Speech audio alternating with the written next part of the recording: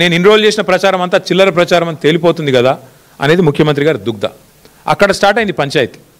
అక్కడికి వెళ్ళి airport metro రద్దు, ఆ తర్వాత ఎల్ఎన్టీ మీద, మరి ఆ మేడిగడ్డ బరాజ్ మీద, అన్నారం బరాజ్ మీద వరుసగా మేడిగడ్డ నుంచి మెట్రో దాకా వెంటాడుతూనే ఉన్నాడు, వాళ్ళని వేధిస్తూనే ఉన్నాడు ఈ ముఖ్యమంత్రి.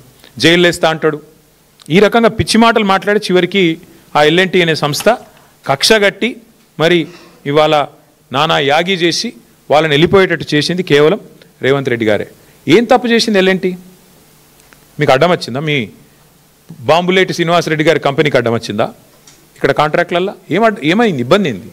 ఇచ్చుకున్నావు కదా నువ్వే. నారాయణపేట కొడంగల్ లిఫ్ట్ ఇరిగేషన్ ప్రాజెక్టులో ఇదే ఎల్ఎన్టీ సంస్థ ఒక అంతర్జాతీయ సంస్థ. ఇది వాళ్ళకట క్వాలిఫికేషన్ లేదంట, బాంబులేటి కంపెనీకి మాత్రం క్వాలిఫికేషన్ ఉందంట. అంటే అంత గొప్ప కంపెనీ బాంబులేటిది, కానీ ఎల్ఎన్టీకి మాత్రం లేదంట.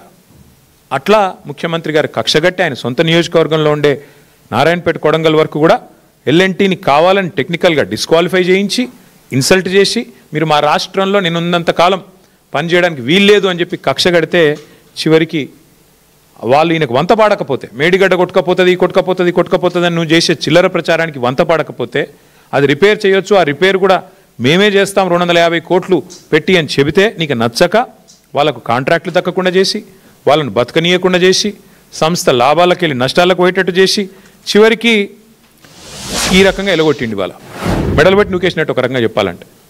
తెల్లారులేస్తే ఈ ముఖ్యమంత్రి గారు మీరు వింటూ ఉంటారు, ఖజానా ఖాళీ, నా దగ్గర పైసలు లేవు, కోసుక తింటారా నన్ను, ఏం చేయాలి నేను అని మాట్లాడతారు. తెల్లారులేస్తే అప్పు పుడతలేదు అని తెల్లారులేస్తే డైలాగు రోజు.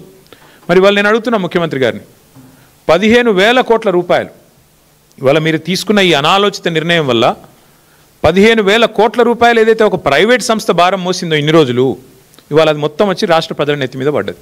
నీ అనాలోచితమైన, నీ తప్పుడు విధానాల వల్ల, నీ బ్లాక్మెయిల్ రాజకీయాల వల్ల, నీ అహంకారపూరితమైన నియంతృత్వ పోకడల వల్ల ఇవాళ ఒక ప్రైవేట్ సంస్థ గత 12 ఏళ్ళుగా 13 ఏళ్ళుగా మరి ఏదైతే ఆ భారం అంతా మోస్తూ ఫస్ట్ ఫేజ్ అంతా కట్టిందో, ఇంకా 70 దాకా కూడా వాళ్ళకు ఒప్పందం ఉందో, ఒప్పందం ప్రకారం వాళ్ళే మోయాలా, నష్టం వచ్చినా కష్టం వచ్చినా